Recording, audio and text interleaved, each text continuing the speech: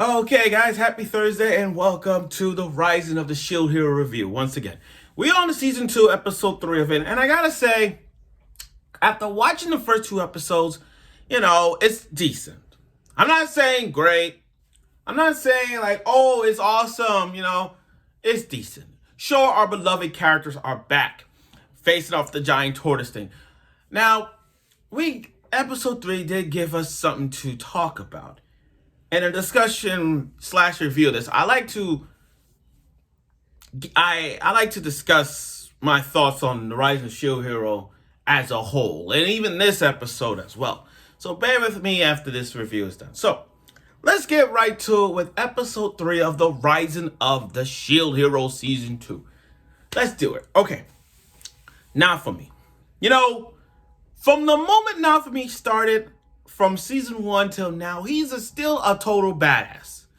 And still to this day, he belongs in the Mount Rushmore of isekais. If you ask me who is in the Mount Rushmore of MCs and isekais, he's number 1 for me. He's number 1. Because I look at Naofumi, I looked at this guy, and this is a guy that I want on my team. And with all the pieces he has, with all the good characters he has on his team, he's a total badass still. Now, let's break it down a little bit.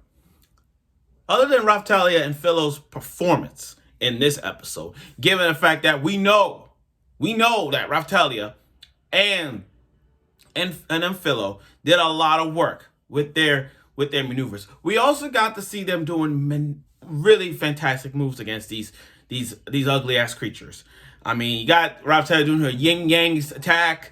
You got Filo doing all kinds of crazy attacks too, even in her chicken form. And then you got the old lady. Oh my, this is what they did. They skipped a lot. Again, they skipped a lot, especially with the old lady, because she debuted at one of the chapters I remember, and she touched the statue and it broke. And then she trained Rachel, the green hair girl that was with the bow hair at the time, now that she joined the party. But they left out a lot of things, especially the training arc. They left that out. And the sword woman that beat the sword hero, yes, she beat one of the dumbest heroes ever. She beat them. And she's not even a pro hero. But, I'm sorry, she's not even a sword hero, but she beats him. She's just a knight, a sword woman nonetheless. But my point is, they skipped a lot to get to this. So in my eye, I'm like, I don't know where the direction of this goes. I don't know, but it has to be done. It really has to be done. Okay. So back to what I was saying. So we got to see all the maneuvers that they put off all the stops. And Rachel, the green hair, pigtail, I gotta be honest with you, she reminds me of Misaki from Bang Dream. If you watch Bang Dream or play the app, and if you know a band called Hello Happy World, and if you know a character named Misaki, she's in that, but when she disguises as a bear outfit, they call her Michelle. So when I look at her with that Filo costume, I'm like, this reminds me of Hello Happy World. I'm sorry, this reminds me of Michelle / Misaki because she's wearing the outfit. I'm like, oh my God.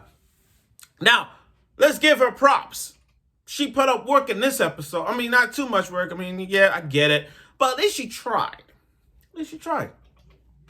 Now, Naofumi's plan to go straight ahead against the Spirit Tortoise and chop his head off was pure risk.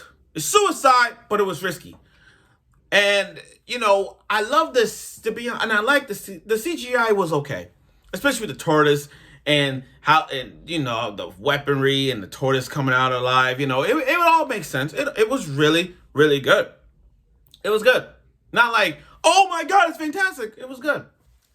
And what a way to bring back memories. Then one of the young soldiers that was there in season 1. It's great to see that.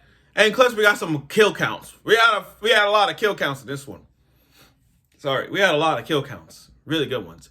And who would have thought the tortoise was going to strike back? And that did too. That did.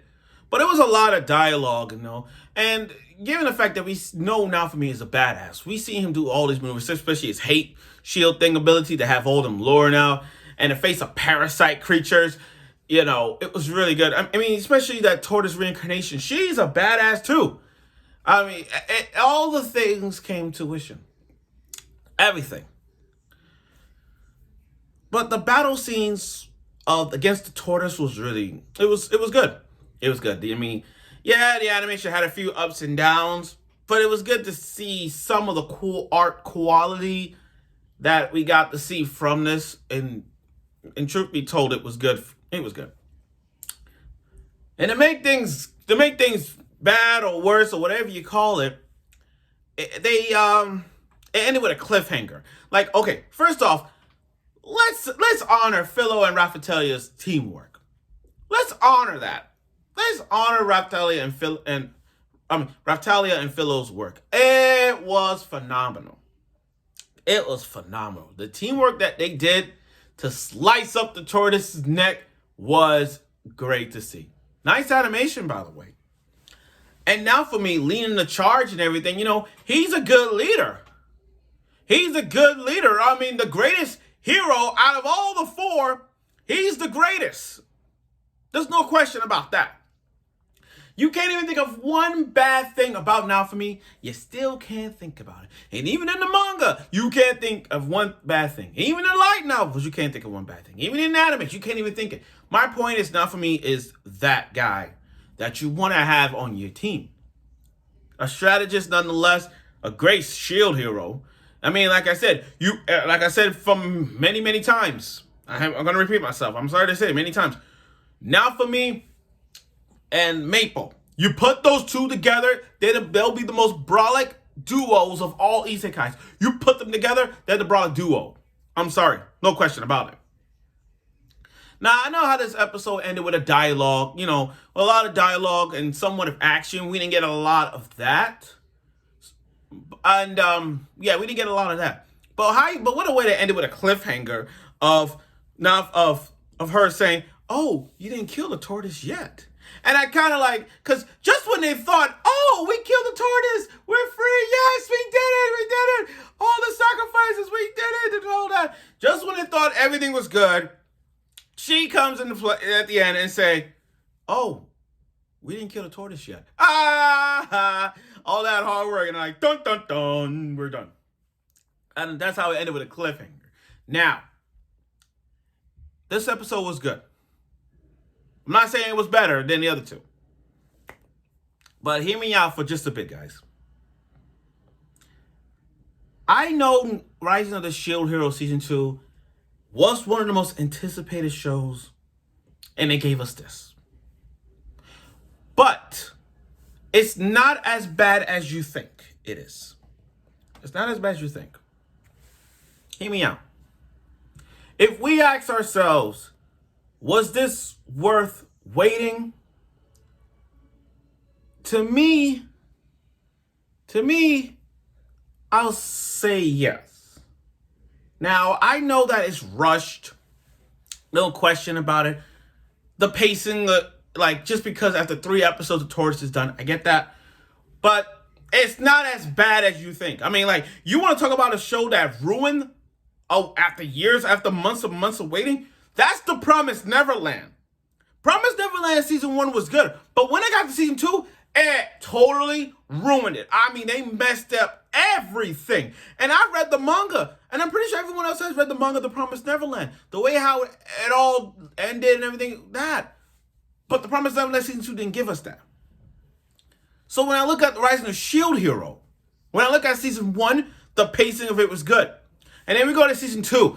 And I'm like, this is what we getting. But after watching the first 3 episodes, it's we can't drop this. Some people are dropping this because it's a rush. What it's doing now is completely rushable. They all rush in this series. They all rush. It's people are dropping this because it's rushed. And it's because of that, they're wait, it's for nothing? Okay, I'm just going to watch something else.